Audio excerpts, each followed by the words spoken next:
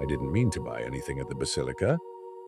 I told myself that as I climbed the slope into Assisi that morning, sweating through my linen shirt while the stone underfoot radiated stored heat. I was there for architecture, for history, for, if I was honest, some kind of quiet I hadn't been able to find in my lab or my apartment for months. Not for keychains and magnets made in China, but the tourist shop by the Basilica of St. Francis of Assisi had air conditioning, and after an hour of wandering among frescoes and friars, my rational soul made an easy truce with commerce. 5 minutes of browsing, then back to the serious business of spiritual anthropology.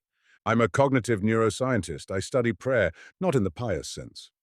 My work lives in the margins of EEG plots and functional connectivity maps. I measure changes in the brain during contemplative practices, write papers about the default mode network, and speak in phrases like self-referential processing attenuation instead of letting go. Still, I had come to Assisi half as a researcher and half as a pilgrim, though I would never have confessed that to my colleagues. The gift shop smelled like paper, incense, and unexpectedly, chocolate. I almost walked past it, the shelf of sweets tucked between rosary beads and snow globes with tiny Francises shaking glitter over miniature birds. Then the smell became specific. Dark chocolate, high cocoa, a hint of orange, and something floral. Chemistry first, curiosity second, spirituality third. That's my hierarchy. I followed my nose to a small display.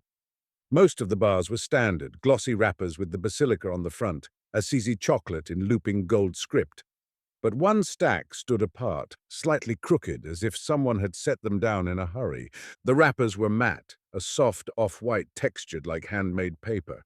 On each, a single symbol, a Tau cross made of tiny stars, the horizontal line just a fraction too long, slanting up as if it were trying to lift off the page. Below the cross, in small serif letters, Oratio interior. Beneath that, even smaller, artigianal, 98% cacao. 98, I murmured. That's practically philosophical. You have good eye. The voice came from my left. The woman at the register had appeared without my noticing, as if conjured by my skepticism. She was in her 50s, with iron-grey hair pulled into a bun that defied the humidity, her name tag announcing Teresa. It's a lot of cacao, I said. She smiled, an expression that was not quite amusement and not quite kindness, but something third and harder to categorize. Not for everyone, she said, but perhaps for you. I bristled at the implication, the way I always do when strangers tell me they can tell something about me. Years in research have trained a reflexive resistance to pattern-matching masquerading as insight. Still, the chocolate smelled good. I picked up a bar. It was heavier than it looked. The back carried the usual information: ingredients, a small organic certification symbol, the address of a chocolatier I didn't recognize, Laboratorio Tau, Via San Damiano, 7, Assisi. The ingredient list was short: cocoa mass, cocoa butter, cane sugar, orange peel, cardamom, natural flavors. Then, in italics, estratto di fiori notturni. Night flowers, I read aloud. That's not exactly specific. Family recipe, Teresa said. Very old. We only receive a small number every few weeks. They sell quickly. I turned the bar in my hands. The paper whispered. Under my thumb, I felt a raised texture in the starry tau, almost like braille. Something in my chest gave a quick, inexplicable flutter, like a startled bird. I dismissed it as low blood sugar. I'd skipped lunch. How much? I asked. She named a price that was absurd for a bar of chocolate and perfectly reasonable for a souvenir from a World Heritage Site. You know we're in a church, right? I said. This is close to usury. Her smile this time was definitely amusement. Some things are priced for what they do, not what they are. That's what a scammer would say. And also, she said with a small shrug, a surgeon or a therapist. Touché, I paid. She wrapped the bar in thin tissue paper, folding it with deft hands. As she slid it into a small paper bag stamped with the Basilica's silhouette, she did something odd. She paused, pressing her fingers flat on the top fold for a heartbeat longer than necessary, as if sealing something in. A suggestion, Dottoressa, she said, using the polite Italian title that always makes me feel like I'm impersonating myself. Eat it in a quiet place, and read the inside of the wrapper before you throw it away. Is there a prize? I asked. In a way. What kind of way? She only shook her head. Buon camino, dottoressa. Good journey, not buon appetito, not good afternoon. Good journey. I stepped back into the bright Umbrian light with the bag warm in my hand, the basilica's upper church rising against the sky like something that belonged more to heaven than to Umbria. I told myself it was just chocolate. I was, as usual, almost right. One. The first taste. I found the quietest place I could within walking distance, the lower terrace behind the basilica where the stone balustrade opened to a view of the valley. A handful of pilgrims stood at the edge, some taking photos, others staring out as if waiting for revelation to rise from the patchwork of fields. I chose a bench in the shade of a cypress, away from the main flow of foot traffic. The air was cooler here, tinged with resin and something metallic from the stone. I took the bar out of its bag, then out of its tissue. Up close, the Tau cross of stars was more intricate than I'd noticed in the shop. The stars weren't identical. Some had tiny halos, some tiny dots at their centers, some minuscule lines connecting them to the others, like a constellational circuit diagram. The paper itself had a faint smell of ink and lavender. I turned it over again, scanning for anything I might have missed. The usual nutritional info, an expiry date 6 months away, a batch number, L22106T. My brain, ever hungry for patterns, passed it. Maybe 2022, day 106, variant T, industrially boring, comfortingly so. I unfolded the wrapper carefully, remembering Teresa's instruction. Inside, to my surprise, it wasn't blank. The paper was printed on both sides. The interior was covered in tiny Latin text, printed so small it was almost illegible without effort. I recognized words here and there: Domini, Anima, Pax, Lumen, Lord, Soul, Peace, Light. It wasn't a standard prayer I knew, no obvious Our Father or Hail Mary, more like an accumulation of fragments. Lines wandered diagonally across the field in places, as if someone had written over previous text, a palimpsest of devotion. Around the edges, in an even smaller font, a phrase repeated in a loop, forming a border. I lifted the wrapper closer to my eyes. Quod tu quaeris te quaerit. What you seek is seeking you, I translated aloud, before my brain could remind me that Gibran and Rumi and a half-dozen Instagram accounts had already wrung that phrase dry. Still, coming from a chocolate wrapper under the Basilica of St. Francis, it struck a less cliched chord. Clever branding, I muttered, folding the paper back enough to free the chocolate. The bar itself was almost black with a matte sheen. The surface bore the same Tau cross in relief, though larger and more detailed, its lines made of tiny dots that my fingers could feel distinctly. The bar was scored into small rectangles, but the cross cut across them, an embossed constellation. I broke off a square. The snap was sharp, clean, no bloom, no softness. Whoever made this knew what they were doing, at least at a culinary level. I put the piece on my tongue. The first impression was bitter, almost startlingly so, no concession to the average sweet tooth. Then, as it began to melt, it bloomed. Citrus high notes, something dusky and floral underneath, a trace of cardamom and an earthy, almost nocturnal flavor I couldn't place. Chemistry, I thought again, reflexively passing the flavor profile. Flavonoids, the obdurate cacao solids, volatile compounds released by the warmth of the mouth, carried retronasally to the olfactory epithelium, all perfectly analyzable. Then something happened that did not fit easily into analysis. As the chocolate melted, the embossed Tau pressed into my tongue, the dotted lines like a map traced onto my palate. A low hum rose in my ears, not sound exactly, more like the awareness of my own blood rushing, a somatic tide. My vision didn't blur exactly, but the edges of things softened. The air seemed to thicken by half a degree. I've spent enough time recording EEGs from meditators to know the typical subject report. Warmth, expansion, light behind the eyes, an upwelling of something they will call God or peace or nothing in particular. I've heard the vocabulary of transcendence as data for years. But what happened next was different from any of those second-hand descriptions because it was mine.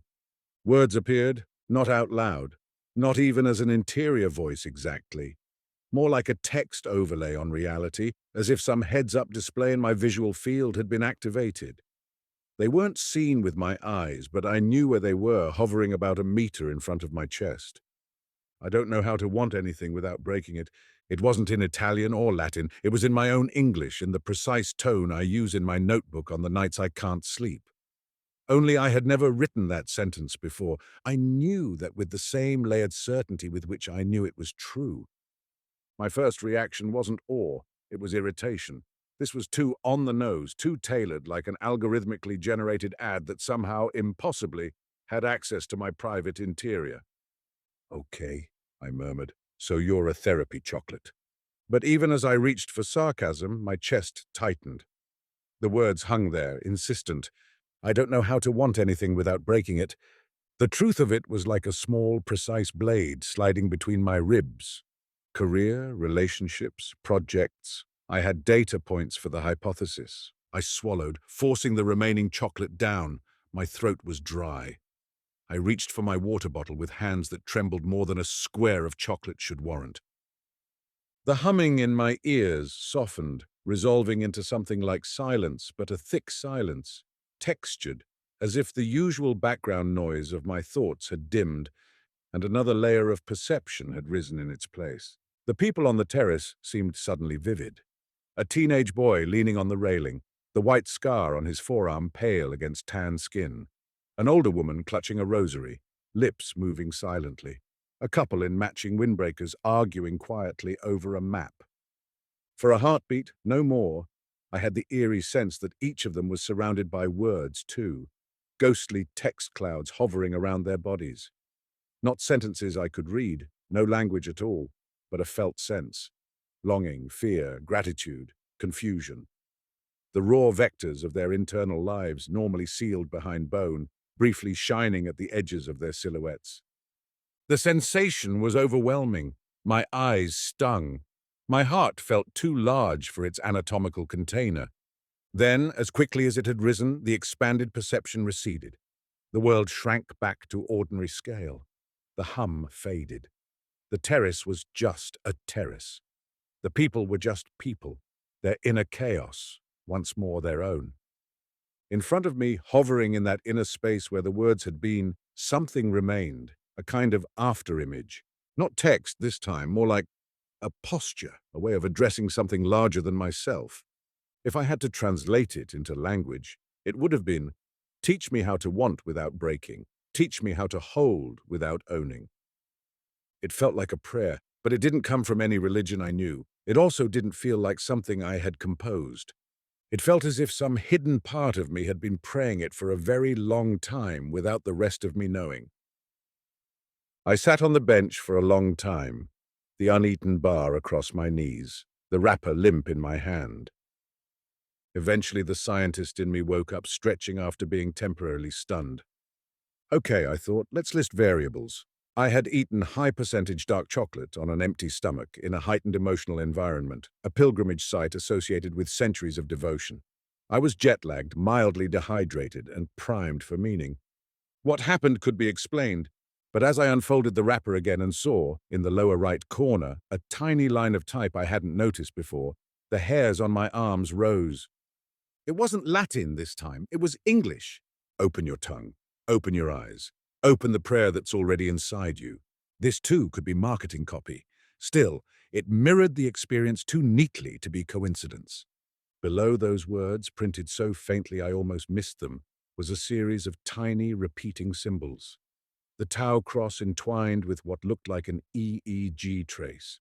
I felt my heartbeat in my throat. Whoever made this chocolate knew something about my field, and, if my experience was not entirely a construct of expectation and suggestion, they knew something about my mind that I did not. I slipped the wrapper carefully into my notebook beside my scribbled notes on the basilica's frescoes and tapped my pen against the paper. I had come to Assisi for quiet. Instead, I had acquired a problem. 2. Case file, Oratio interior.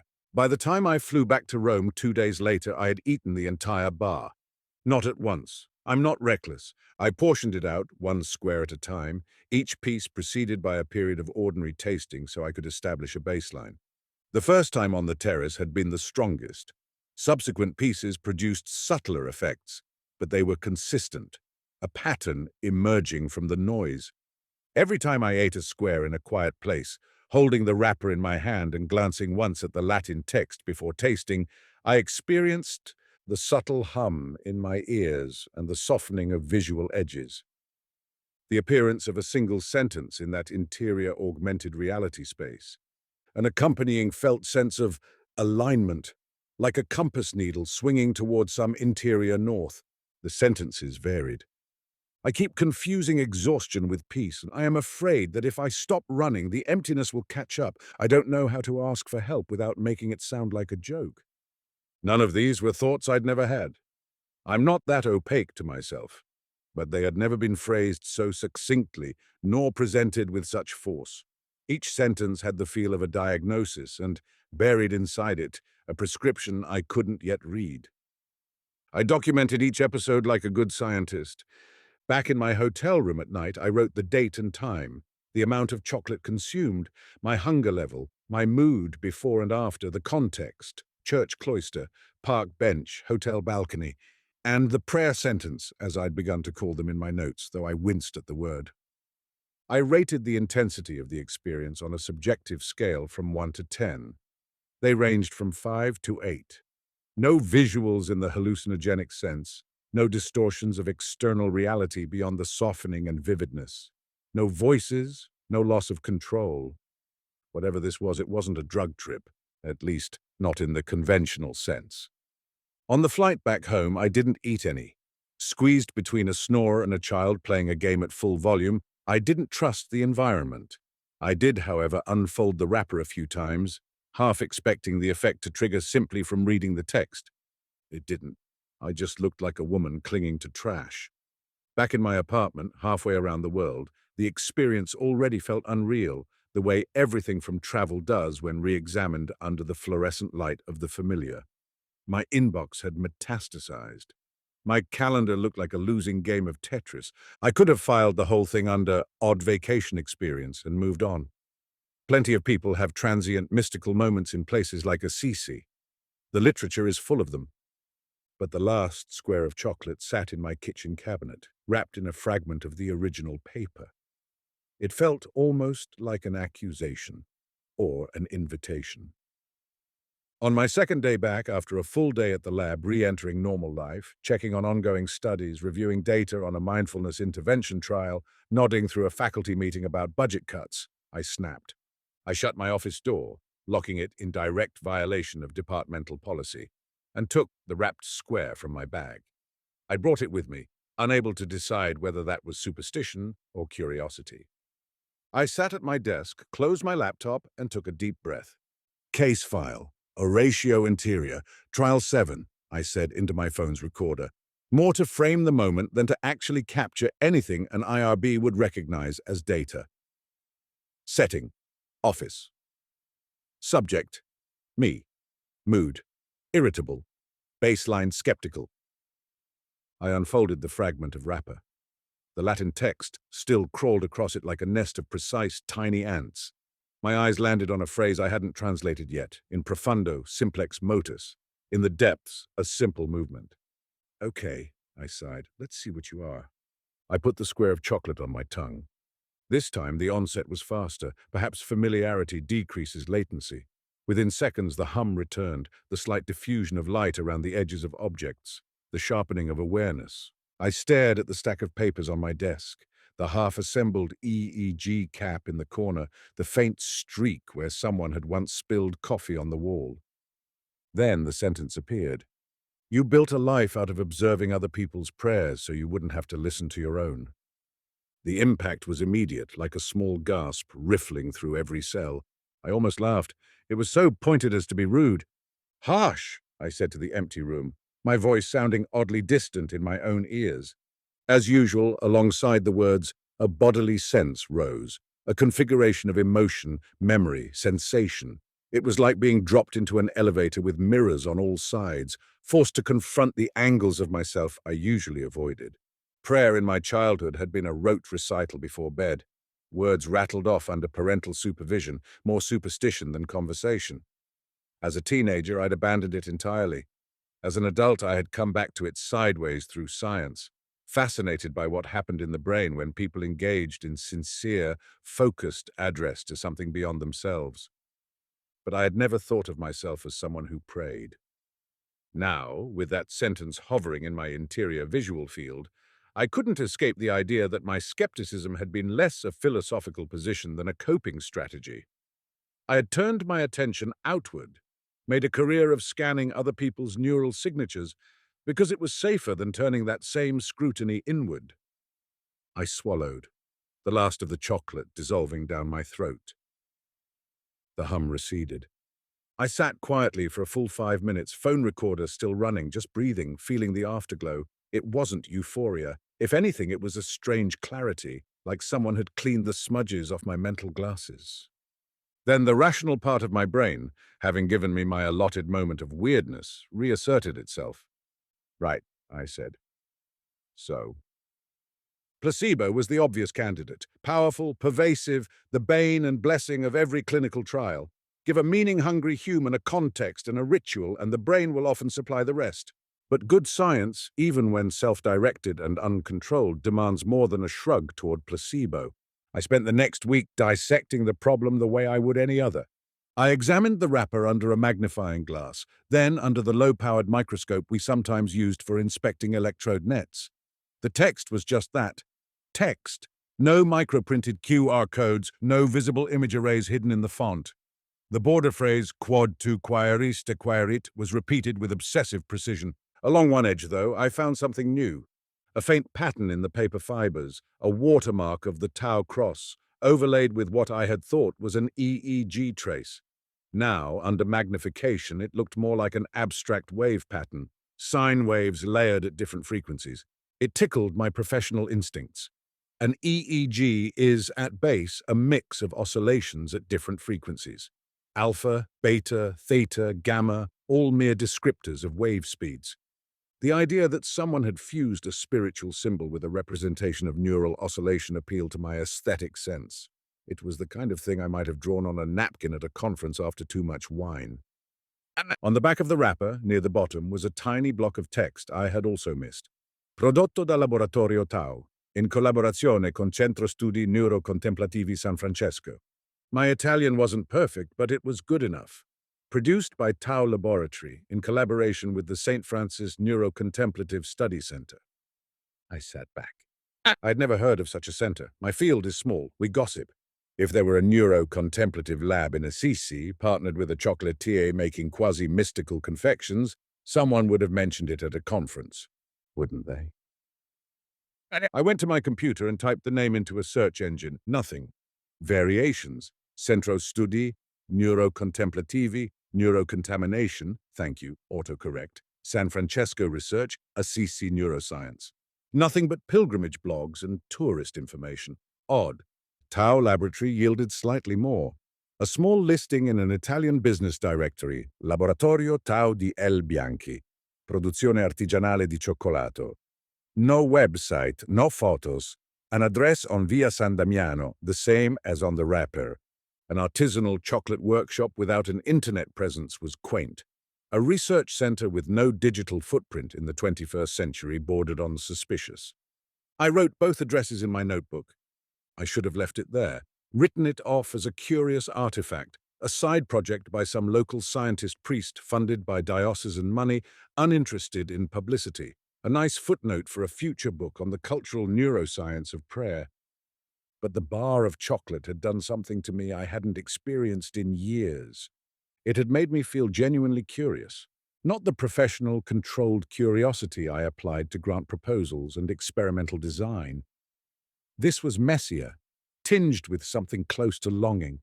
The sentences it had given me, my so-called inner prayers, continued to echo in my mind.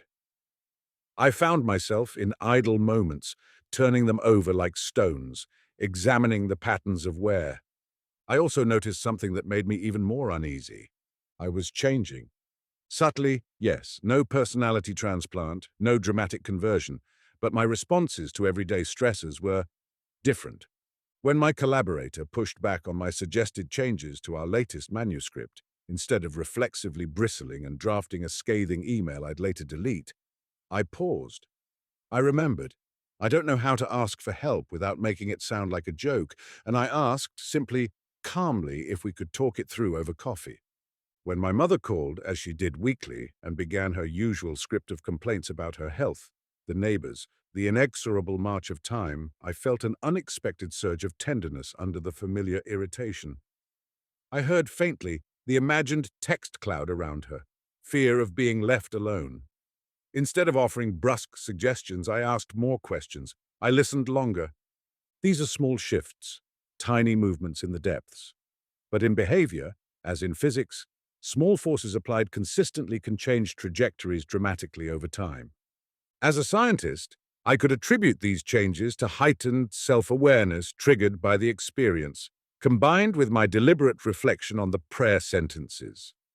Cognitive reappraisal. Classic stuff. As a human, it felt like something had been unlocked. After a week of oscillating between criticism and wonder, I accepted that I would not be able to rest until I had more information. I booked another ticket to Italy. I told myself it was ridiculous. Carbon footprint, expense, irrationality. I told myself I could simply email the address on the wrapper, or call the chocolatier, or write a letter to the Basilica's administrative office asking about the collaboration. But some stubborn, quiet part of me insisted that this was not a question to be handled by email. If you want to understand what someone has built between science and prayer, you go in person, you walk. 3. The Invisible Center. Assisi in late autumn was softer than in summer. The crowds had thinned, the air cooler, the stone building storing the day's warmth and releasing it slowly like sleepers breathing. I checked into the same small pensione on the hillside, greeted by the same owner, who didn't comment on my second visit in 3 months. Tourists come back, pilgrims more so. After dropping my bag, I walked straight to the basilica. The gift shop was exactly as I remembered. Rows of icons, shelves of books, a rainbow of rosaries, the faint smell of incense and wax, the same refrigerator humming softly in the corner, full of chilled water and soft drinks. Teresa was there at the same register, scanning a stack of postcards for a German couple. I waited, feeling oddly nervous, fingering the wrapper fragment in my pocket like a talisman, which I refused to admit it was. When the couple left, I stepped up to the counter. "Buongiorno," I said. She looked up. For a moment, her face was blank, the polite non-recognition of someone who sees thousands of people a week. Then her eyes sharpened. "Dottoressa," she said, "you came back. You remember me?" She gave a tiny shrug. "Some people I remember." There was no Tao chocolate on the shelves. I had checked already, making a circuit of the store on the pretense of browsing. The only chocolates were the glossy Basilica-branded ones, in milk and dark varieties, with standard tourist flavors, hazelnut, vanilla, orange. I took the wrapper fragment from my pocket and placed it on the counter. "This," I said. "Do you still sell this?" She glanced at it. For a flicker of a second, something passed over her face. A tightening around the eyes, a shadow of regret. Then it was gone.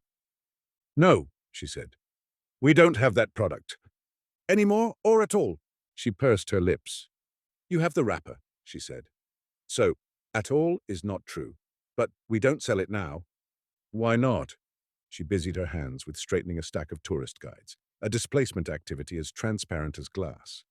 "It was a limited collaboration," she said. "The arrangement ended." I leaned in slightly, lowering my voice though no one was near.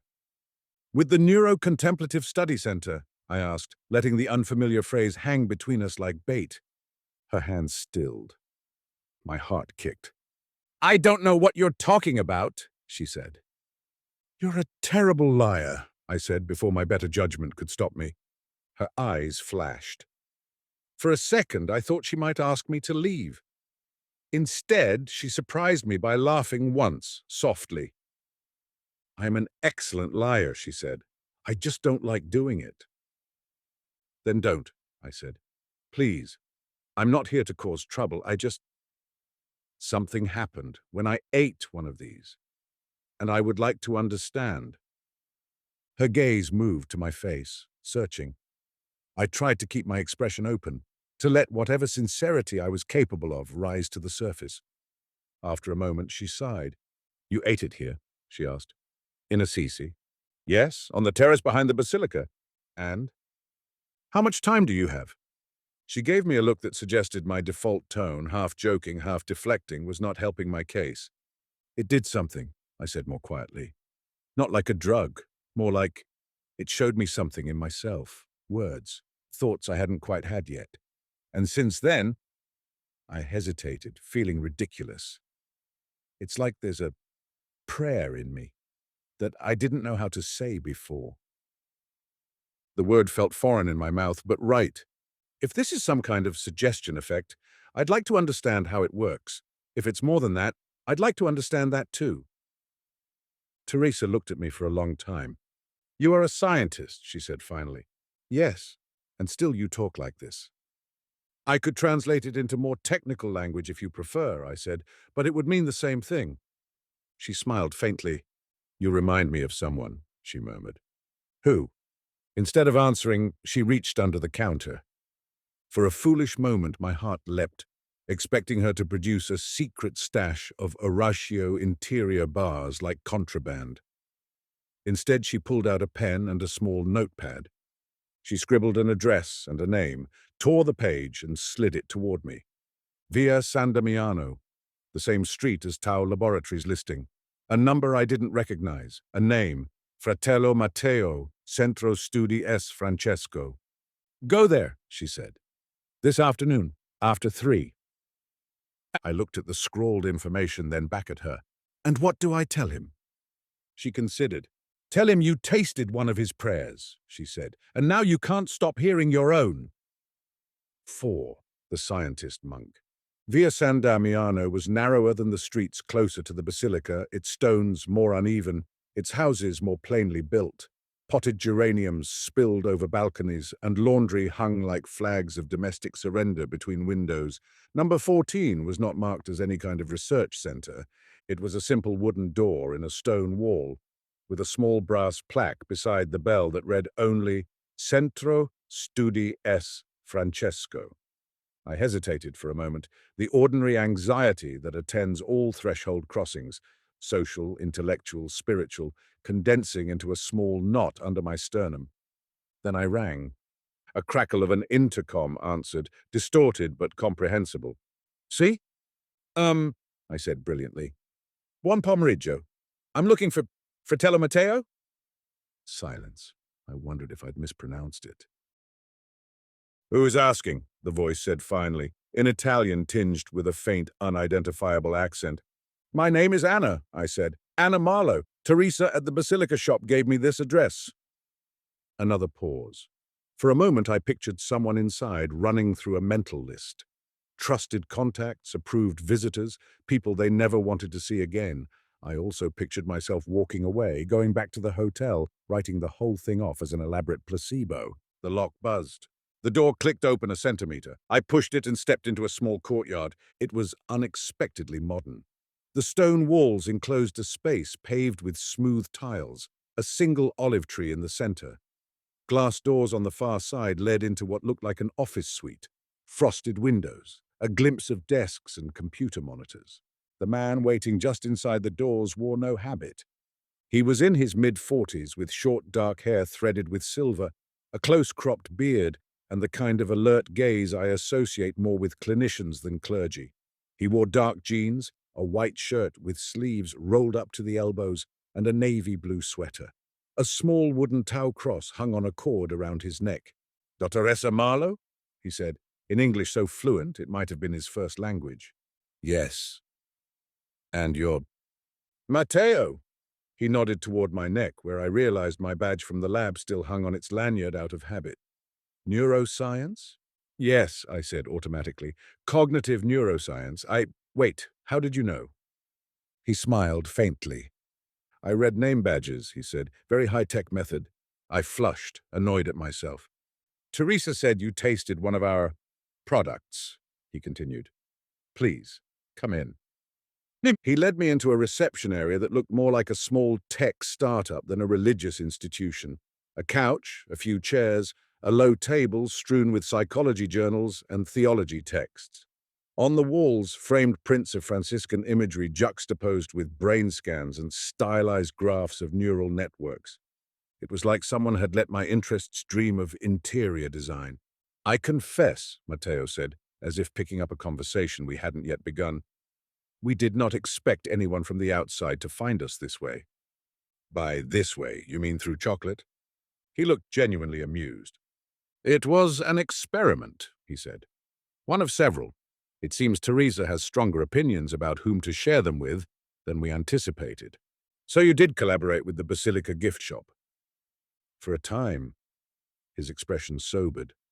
There were disagreements, but perhaps you should sit. Would you like coffee? Water? Coffee, please, I said, because my jet-lagged brain was starting to buzz in the wrong ways. He gestured for me to sit, then disappeared through a door. I took the opportunity to look around more closely. One wall bore a large whiteboard covered in diagrams, connectivity graphs between brain regions, scribbled annotations in Italian, arrows connecting terms like attenzione, intenzione, interocezione, attention, intention, interoception.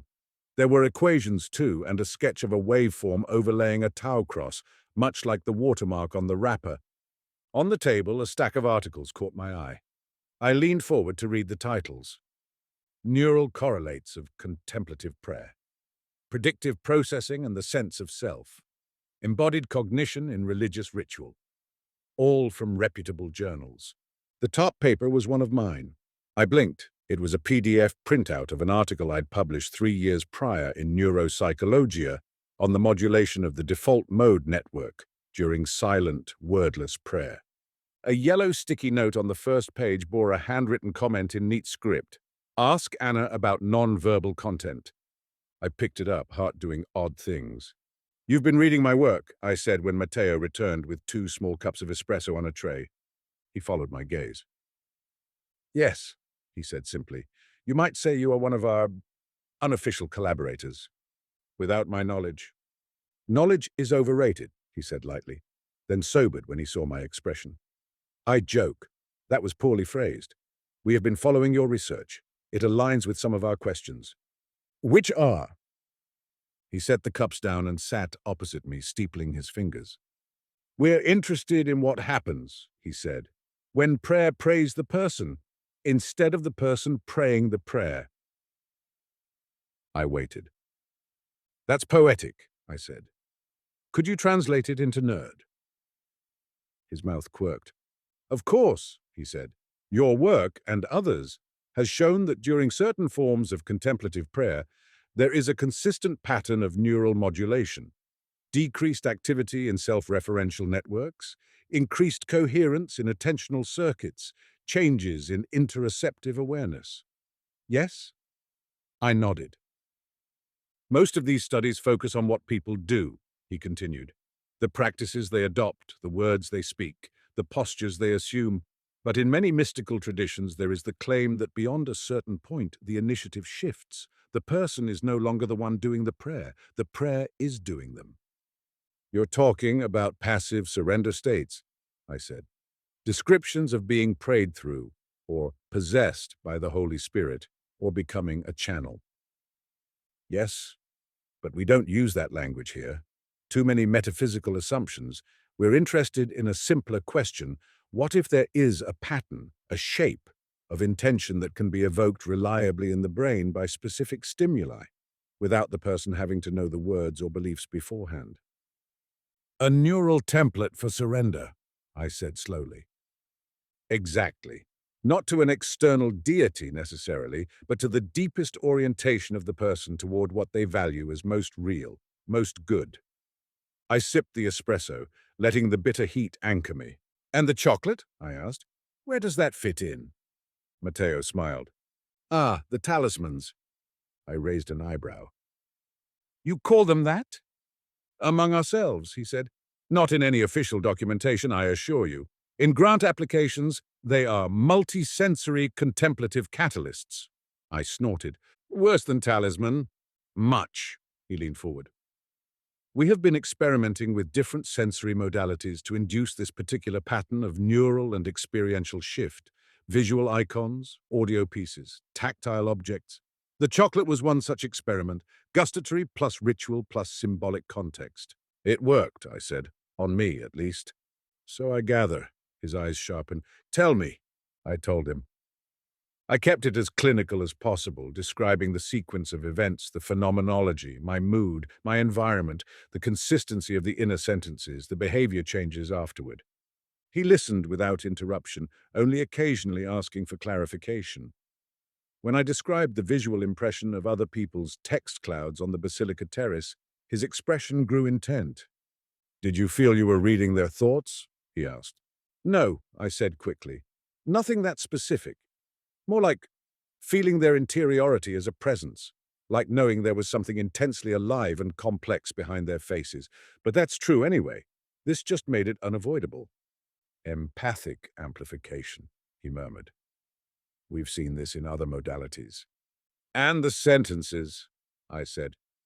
The inner prayers. How does that happen?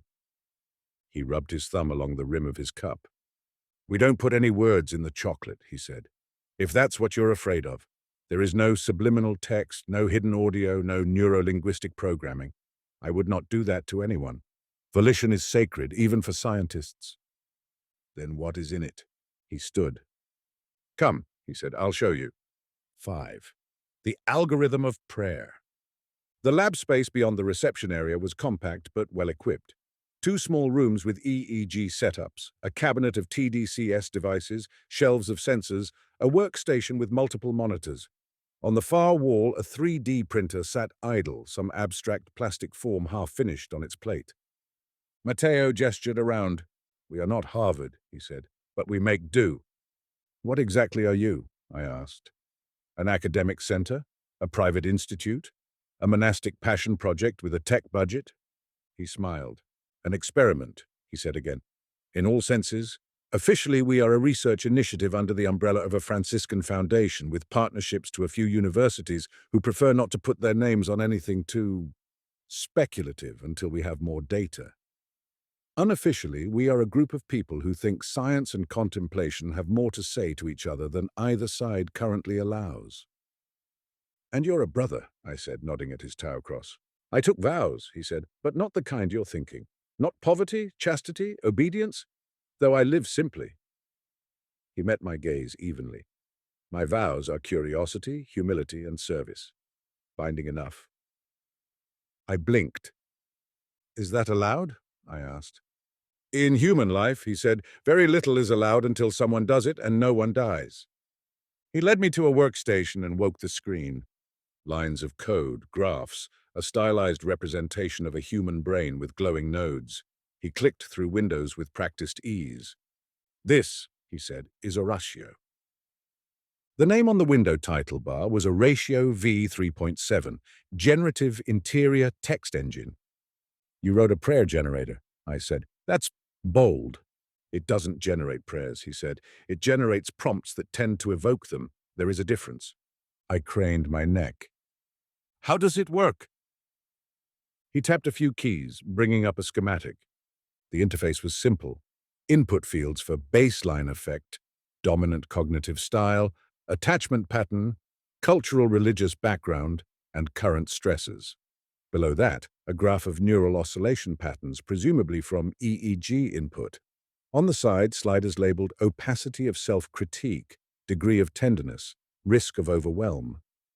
Based on your work and others, he said, nodding at the references in a side window, we have parameterized certain aspects of what we might call an inner orientation, how a person habitually relates to themselves, others, and whatever they posit as ultimate reality. Not in an absolute sense, of course. This is all approximation, but useful enough. And you feed this into the algorithm? In some modalities, yes, for the chocolate, we cannot personalize to that degree. So, Oratio uses probabilistic models based on common patterns. Western secular upbringing, disenchanted worldview, high cognitive control, low emotional literacy. It generates a set of candidate sentences, what we call inner doorway phrases. Doorway. They are not the prayer, he said. They open onto it. Our data suggests that humans often carry, just below conscious awareness, condensed formulations of their deepest longings and fears, like seeds. What the algorithm does is not invent these, but create a stimulus, a near-match phrase, that resonates enough to bring the pre-existing content into conscious articulation. Resonance, I repeated, like sympathetic vibration. Exactly, a tuning fork touched to another of the same frequency. And the chocolate? He leaned back, expression softening. Chocolate is a delivery system, he said. Not only for chemicals, though those help, flavonoids, theobromine, small amounts of caffeine, but for ritual.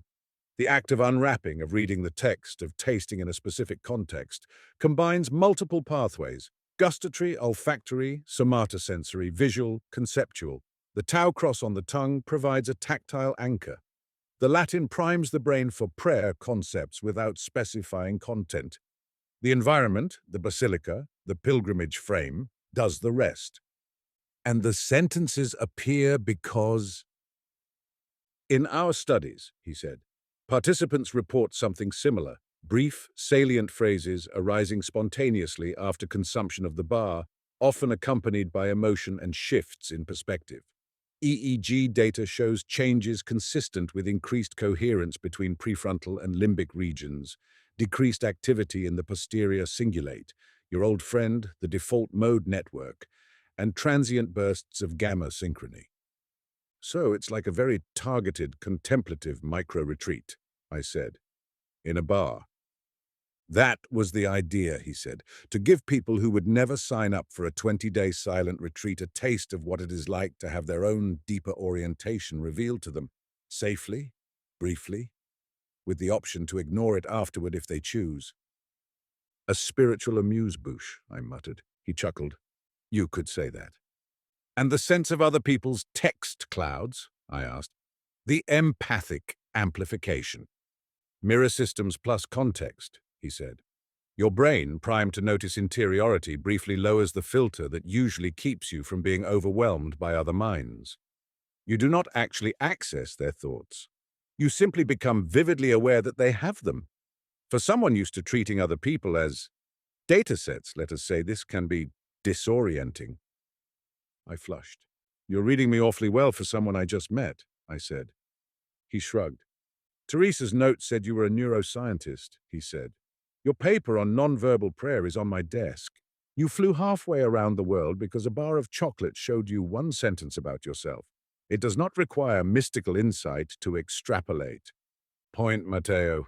I looked back at the screen, at the sliders and graphs. So you're telling me, I said slowly, that my experience was essentially a very clever combination of placebo, priming, and multisensory integration built on a plausible model of predictive processing in the brain, if you like. And that the inner prayer I'm so impressed by is nothing more than my own unconscious patterns, nudged into visibility by a confection designed to tickle specific networks? He considered. Nothing more, he said. I would be careful with that phrase. When you say nothing more than the brain, you are already making a theological statement. I'm an agnostic, I said. We try not to make those. Too late, he said, smiling. I sighed. So that's it, I said. The talisman is a trick of neuro-cognitive engineering, a reflective surface built of sugar and symbols.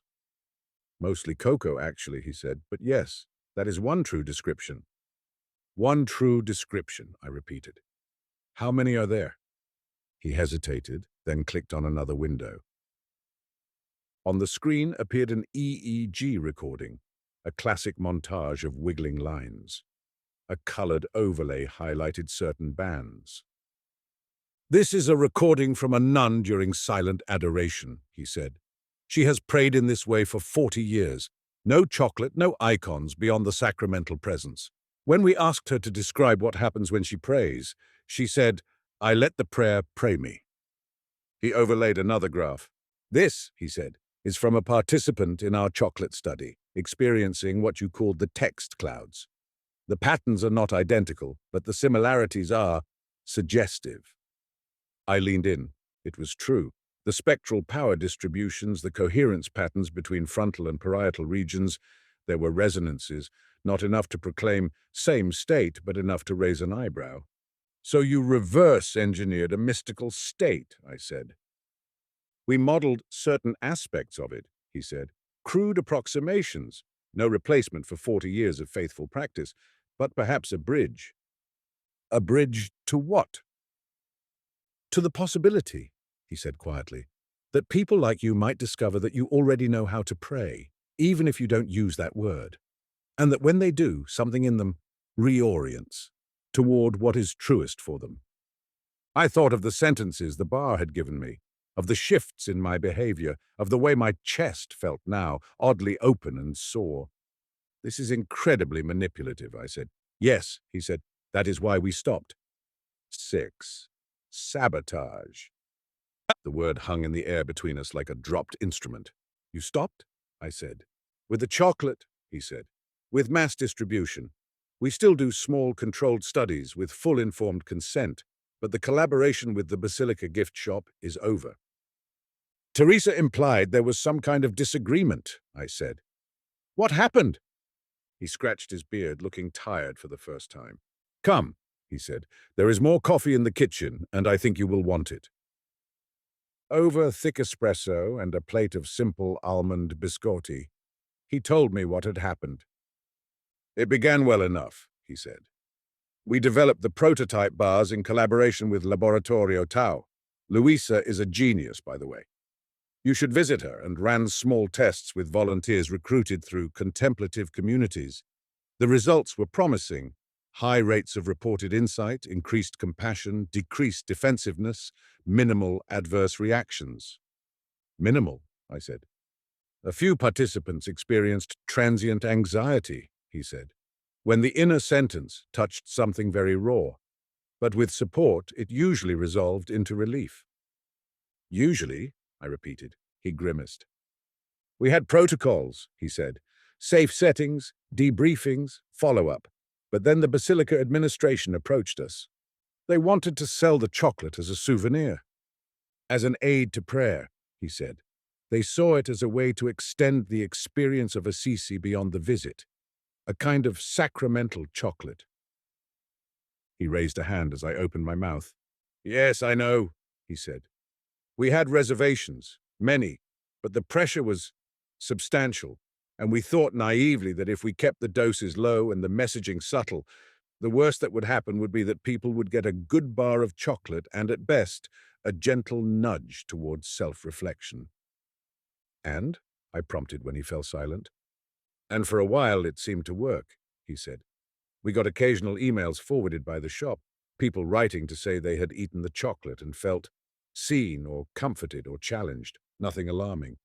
Then one day we received a letter from a man in Rome. He reached into a folder on a nearby shelf and took out a photocopy, sliding it across the table. It was in Italian. My eyes scanned it, picking out phrases. Ho visto parole nel volto di tutti. I saw words in everyone's faces. Non riuscivo a smettere. I couldn't stop. Mi sembrava che le preghiere degli altri mi schiacciassero. It felt like others' prayers were crushing me. He ate 3 bars in one night, Matteo said. He bought them at the Basilica, took them home and decided to meditate with them, alone, no guidance. He has a history of anxiety, very sensitive. The empathic amplification went too far. He felt overwhelmed by the sense of other minds. It took weeks for him to feel normal again. Did he seek medical help? He went to a therapist, Matteo said. Fortunately, a good one. No permanent harm as far as we can tell, but it scared us. He pulled another sheet from the folder. Then there was this, he said. This letter was from a woman in Milan. She described eating the chocolate and feeling a powerful conviction that she had to quit her job immediately and devote herself entirely to the inner light, despite having no savings and 2 children. It was not only the chocolate, of course, Matteo said. She was already dissatisfied, but the experience crystallized it in a way that bypassed her usual deliberative processes. Her inner sentence was something like every compromise is a betrayal. which, as cognitive therapists will tell you, is not a particularly helpful belief. I winced. Cognitive rigidity disguised as revelation, I said. Precisely. Oratio is designed to bring hidden patterns to the surface. But once visible, they can be interpreted in many ways. Without context, without support, the risk of misinterpretation is not trivial. So you pulled the chocolate from the shop, I guessed. We tried, he said. First, we suggested a pause. The Basilica administration was reluctant. The bars were selling well. Pilgrims were talking. There was a sense that we had created something powerful, and power always attracts agendas. Whose? I asked. He hesitated. There was a donor, he said finally. Wealthy, tech background, very interested in scaling contemplative practices through technology. He saw Oratio as a prototype for a much larger project, mass-produced spiritual experiences, customized inner sentences delivered via an app, wearable devices to monitor the effects. I felt a chill. Gamified prayer, I said, with push notifications. You joke, he said. He was quite serious. We declined. He went to the Basilica hierarchy and painted us as timid, lacking in evangelical zeal. There were meetings, arguments. At one point, he proposed buying 60% of the center, turning us into an R&D arm of his foundation. What happened? We said no, he said simply, unambiguously. There was shouting. At one point, he quoted your paper on the transformative potential of non-verbal prayer as justification. I blinked. He what? He had done his homework, Matteo said dryly. He claimed that if we believed what we wrote, we had a moral obligation to bring these tools to the many, not the few. It was persuasive in a way.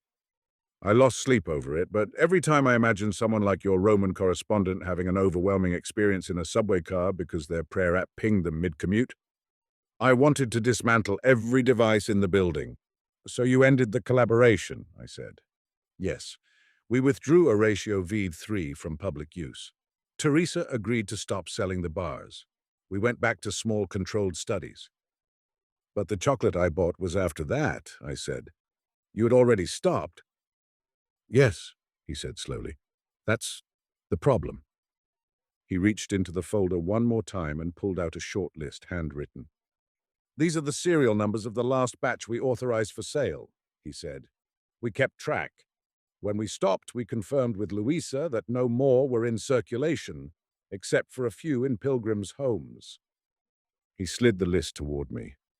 The numbers were all in the format I'd seen on my wrapper. L22106- followed by a letter. I took the fragment from my pocket and turned it over. L22106T. Matteo's jaw tightened. As I feared, he said softly. What does that mean? I asked, sudden unease curling in my stomach. He reached for the wrapper, asking permission with his eyes before taking it and examining it closely. This batch was never approved, he said. The T-series was an internal test. We were experimenting with a slightly different parameterization, stronger empathic amplification, deeper access to what we called structural beliefs. It was too intense. We decided not to use it outside the lab. And yet, I said, it ended up in a tourist shop. He nodded, lips pressed thin. How? I asked. He looked up, and for the first time I saw anger in his eyes. We had a leak, he said. Someone on our team disagreed with our caution. 7, the missing piece. His name was Marco. Of course, Matteo said. It is never only one person. Systems fail, oversight lapses, and then one person makes a choice, and the cracks widen. But Marco was the catalyst. He had been a postdoc, recruited from a prestigious European university, bright and hungry. His background was in computational neuroscience and user experience design, a combination that made my skin prickle in retrospect. He believed, Matteo said, very strongly that what we were doing here was the future, not just of spiritual practice, but of human-machine interaction. He used phrases like inner UX and devotional interface. I thought he was merely enthusiastic. I did not see how much he had already abstracted people into use cases. Did he come up with the chocolate idea? I asked. It was a group effort, Matteo said, but he pushed for distribution. He wanted data at scale.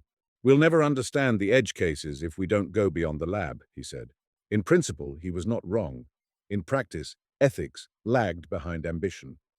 When the adverse letters began to arrive, Marco argued that they were outliers, acceptable risks. We're changing lives, he had said. There will be turbulence. He didn't strike me as someone who should be designing inner experiences, I said. Few of us are, Matteo said, but some try anyway. They had argued. Matteo, whose background included both physics and pastoral work, insistently returned to questions of consent and vulnerability. Marco countered with talk of inevitability. If we don't do it, someone else will, with less care. Better to be first and shape the norms.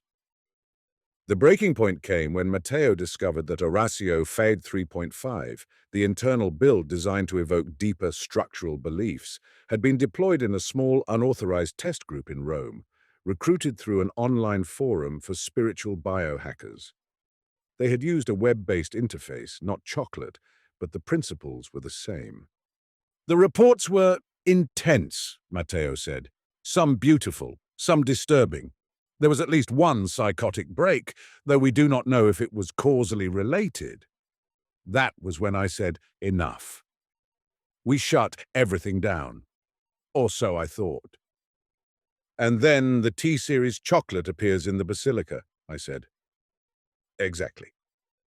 The T-series had been a minor variation in formulation, slightly different ratios of aromatic compounds believed to influence limbic reactivity, a more textured embossing on the chocolate surface for enhanced somatosensory input, a small shift in the algorithm's weighting towards self-critical content. In plain terms, Matteo said, it was more likely to surface the hard stuff, the beliefs that hurt. And Marco? He had contacts at Laboratorio Tau, Matteo said. He convinced Luisa to run a small batch for internal testing. Then, without our knowledge, he mixed some bars into the shipment for the Basilica, perhaps to run a stealth A/B test, or perhaps simply out of impatience. Why not both? I said. Quite. When the T-series was discovered, thanks to a participant who reported a markedly different experience than others, Matteo confronted Marco. The argument had been short and final. He left, Matteo said. Angry. He wrote us an email saying we were squandering humanity's best chance at accelerated awakening. I wrote him one suggesting he work on his humility before awakening anyone else. We have not spoken since. Do you know where he is now? I asked. Matteo shook his head. We heard he joined a startup in Berlin or San Francisco, he said. Something to do with AI-assisted personal development, but nothing concrete. And the T-series bars? I asked. How many made it into circulation? That, he said, is the question that keeps me in my office at 2 a.m. He turned to his computer, pulling up a spreadsheet. We know the batch size, he said. 200 bars. Of those, 150 were supposed to be reserved for lab use. The rest were unaccounted for. We have retrieved 23 through participants, 9 through the Basilica, and 3 through Teresa's personal stash, which she used very sparingly, thank God. That leaves 115, I said. Minus yours, he said. 114 in the wild. The phrase sent a strangely physical shiver along my spine. And you don't know who bought them, I said. The Basilica's inventory system is not that granular, he said with a faint grimace. We've asked them to post notices, suggesting that anyone who purchased Oratio interior chocolate contact us. A few have. Most, I suspect, ate it, had a brief experience they could not categorize, and went on with their lives. Like I almost did, I said. Except you did not, he said. You came back. I stared at the spreadsheet. And now? I asked. What are you doing about it? He spread his hands. What can we do? He said. We monitor our email. We liaise with the Basilica. We refine our safety protocols. And we try in our other work to cultivate the kind of discernment that Oratio sometimes exposes so abruptly. That sounds insufficient, I said. Yes, he said quietly. It does. I felt a strange mixture of anger and sympathy rising in me. Do you realize, I said slowly, how close this is to the kind of tech my field fears? Personalized inner interventions delivered without full understanding, built on incomplete models of consciousness, driven by people who think if we don't do it, someone else will is an excuse. Yes, he said, I do. That is why I was relieved when you knocked on our door instead of a venture capitalist or a government agency. Flattering, I said, but I'm one person. One person who lives precisely at the intersection we are trying to navigate, he said. Research, skepticism, openness to experience. Whether you like it or not, Oratio chose you as much as Teresa did. You have tasted what it can do. You have also seen what it could do in the wrong hands. I would like your help. Doing what? I asked, wary. Being a detective, he said. Inside and out. 8. Fieldwork. Over the next week, Assisi became my field site. On the outside, I walked. I visited Laboratorio Tau and met Luisa, a small, fierce woman with ink-stained fingers and an almost reverent relationship with cocoa beans. She confirmed Matteo's story, with a few expletives directed at Marco for good measure. He came in here, she said, slapping a bag of cocoa nibs for emphasis, smiling his big tech smile, talking about changing the world. I told him the world does not change because you tweak a slider. It changes because you show up every day and pay attention. Did he listen? No. He wanted miracles on demand. Did you know he sent the T-series to the Basilica? I asked. Her mouth tightened.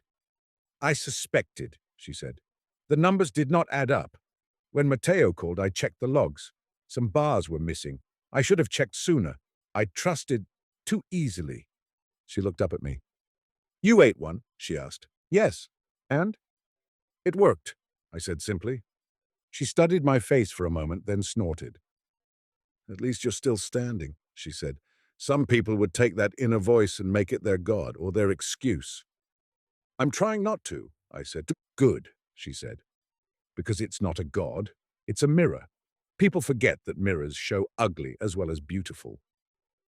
On the inside, I conducted another kind of field work. Without chocolate. Matteo and I agreed that any further consumption of Oratio would bias my reports beyond utility. Also, he had none to give me even if I'd wanted it. All remaining T-series bars were under lock and key, reserved for safety analyses. Instead, he suggested we run a few sessions using other modalities they had developed. Visual icons, audio pieces, simple breathing practices, while recording EEG and subjective reports. If your brain is particularly responsive to this kind of inner prayer evocation, he said, we should be able to see it without chocolate. We did 3 sessions. In the first, I sat in a dim room before a simple wooden cross, not a crucifix, just 2 beams intersecting. Soft, sparse instrumental music played. Matteo guided me through a brief attention practice, feeling my breath, noting sensations, then silently repeating the phrase, "Here I am," without specifying to whom. Within minutes, a familiar shift occurred, the hum, the softening, the sense of an interior space opening. No sentences appeared. Instead, there was an image, my own face, younger, sitting on the edge of a childhood bed, hands clutched together in a parody of prayer, eyes squeezed shut. The thought arose. She thought no one was listening. Then, she is still waiting to be answered. My chest tightened. I felt a surge of tenderness toward that small, stubborn child. In the second session, we used no religious symbols at all. Just a blank wall, my own breath, and a simple somatic exercise, placing a hand on my chest and another on my abdomen, feeling the rise and fall. After 10 minutes, a phrase rose, unbidden. It is safe to want. I almost laughed. The idea felt so outrageous. Safe? When had wanting ever been safe? Yet as I let the phrase repeat silently, something in my body softened. The usual bracing, the subtle armor in my shoulders and jaw loosened. The EG recordings Matteo later showed me bore the same signature as the chocolate sessions. Decreased posterior cingulate activity, increased frontal theta, bursts of high-frequency coherence. Oratio, it seemed, had merely provided a shortcut. You can reach these states without any talisman, Matteo said. The chocolate is training wheels. Tempting ones, yes, but training wheels nonetheless. I thought of the line on the wrapper. Open the prayer that's already inside you. It's already there, I said. Yes. So what was the point of engineering it from the outside? I asked. if we can get there with simple practices. He smiled wryly. Have you seen the rates of sustained contemplative practice in modern secular populations? He asked. We hoped a memorable, positive, low-barrier experience might entice some to seek more, and in some cases it did. But we underestimated the risks of giving people a key without teaching them how to walk through the door. On my last evening in Assisi, we sat again in the small courtyard, the olive tree's leaves rattling softly. What will you do now? Matteo asked. I have a job, I said. Students, grants, a cat. He waited. I also have a responsibility, I said slowly. I've been studying prayer as an external object for years, scanning brains, analyzing reports, writing about networks and narratives. Now I know there's a way to nudge people into contact with something deeper in themselves, and that it can heal or harm, depending on context. Yes, he said. If people like Marco are out there building apps and devices based on half-understood principles, I said, then people like us have to articulate the risks and the ethics clearly, not just in academic journals no one reads, but in public. In other words, he said, you plan to do what you do best. Complain in long-form prose, I said. He laughed. Bear witness, he said, with data. I looked up at the slice of sky visible above the wall, now darkening, a few early stars pricking through. Can I ask you something? I said. Of course. Do you think there is anything beyond the brain in all this? He tilted his head. Define beyond, he said. I rolled my eyes. Physicists, I muttered. He smiled. I think, he said slowly, that whatever we call God or the ground of being or ultimate reality is not less than the brain. It may be more. It may be precisely what gives rise to the structures we're measuring. But here's the thing. Even if it is only the brain, what the brain is doing in these moments is extraordinary. Reconfiguring self-models, increasing integration, softening rigid beliefs, I said. Yes, he said, and orienting the person toward what they perceive as most real and most worth serving. Whether that is framed as God or truth or justice or love, the orientation matters. The labels are secondary. And Oratio? I asked. Is it dangerous? He considered. A knife cuts bread and it cuts flesh, he said. We tried to make a very small, very blunt knife. Most of the time it slices only the crust, but in the wrong circumstances, with the wrong hand, it can still hurt. That's a terrible metaphor for something made of chocolate, I said. You're the writer, he said. Find a better one. I thought of the first bite on the Basilica terrace, the sentence hanging in the air. I don't know how to want anything without breaking it. A mirror, I said finally, one that only turns on when you taste it. And for a few minutes afterward, you see yourself with a kind of honesty you normally avoid. If you already have some practice in self-compassion, you can handle it. If you don't, you might smash the mirror, he said, or yourself. We sat in silence a while longer. Do you regret making it? I asked. He closed his eyes briefly, thinking. I regret the harm, he said, and the hubris. I do not regret the glimpses some people had of their own depths, including you. I looked down at my hands. I haven't eaten any in weeks, I said, and yet the sentences keep coming, less dramatic, more woven into my days. When I snap at someone, I hear, you are protecting something tender. When I hesitate to say what I want, I hear, you still think wanting is dangerous. And? He asked. And I listen, I said. Most of the time, I apologize more, I ask more, I pray, I suppose, though I still feel weird using that word. He smiled. Words are tools, he said. Use the ones that help you build. 9. Epilogue. The ordinary talisman. On my last morning in Assisi, I went to the Basilica one more time. The sky was clear, the air crisp. Pilgrims and tourists flowed in and out like tide water. I moved among them with an ease I hadn't felt on my first visit. Less observer, more participant. In the gift shop, Teresa was restocking a shelf of ceramic doves. Leaving? She asked when she saw me. For now, I said. Real life calls. She nodded. Did you find what you were looking for? She asked. I'm not sure what that was, I said. But I found something. I wandered to the chocolate shelf. Only the Basilica branded bars. Milk, dark, hazelnut, orange. On impulse, I picked up a simple dark bar. 70% cacao. Mass-produced. Nothing mystical in the ingredients list. When I brought it to the counter, Teresa raised an eyebrow. "Downgrading?" she asked. "Just calibrating," I said. "Making sure it's the prayer, not the cocoa." She smiled, bagged it, and, as before, pressed her fingers briefly against the fold. Outside, I walked to the same terrace where I had eaten the first square of Oratio interior. The valley spread below, patched in greens and browns, morning haze softening the edges. People milled. A child cried. A bell rang somewhere above. I sat on the same bench, unwrapped the ordinary bar. The paper inside was blank. I broke off a square, put it on my tongue, and the flavor was good. Not extraordinary, bitter, sweet, a little flat. No hum arose in my ears. The edges of the world remained stubbornly ordinary. Still as the chocolate melted, I closed my eyes and placed a hand on my chest. Here I am, I thought. Not to anyone in particular, just to the moment. And like a muscle remembering how to move, something in me shifted. No interior sentences appeared in glowing text. Instead, a simple, quiet feeling rose unadorned by language. It said, if I had to put it into words, you are allowed to be here. You are allowed to want. You are allowed to not know. My eyes stung. I let the tears come, small and private, absorbed by the wind. When I opened my eyes again, the people on the terrace were still just people.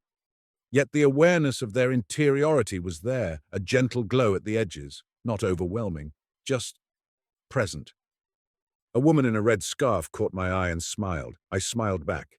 A child dropped his ice cream, lip trembling. Before I could move, a stranger knelt and offered him a piece of her own. His face lit. Above us, a bird wheeled, its shadow briefly crossing my hands. The world, it seemed, was conspiring to pray whether I participated or not. I broke off another piece of ordinary chocolate and raised it slightly, as if in a toast. To talismans, I murmured, and to outgrowing them. As I put it on my tongue, a stray thought crossed my mind in the tone I had come to recognize as that inner, not quite mine voice. You are the talisman now. I snorted softly. Cheesy, I said aloud, but my chest was warm. On the flight home, somewhere over the Atlantic, I opened my laptop and began to write. Not a grant, not a paper, not yet. A story. About a scientist who bought a piece of chocolate in a Basilica gift shop and discovered that the most dangerous and beautiful technology she would ever encounter wasn't the algorithm in the wrapper or the neurotech in the lab. It was the simple, ancient, endlessly hackable human capacity to turn toward her own depths and call that turning a prayer. Mystical yet measurable, fragile yet resilient, ordinary yet in its way miraculous. As the cursor blinked, waiting, another sentence rose, gentle and clear. Start where you are, tell the truth. Let that be enough. So I did.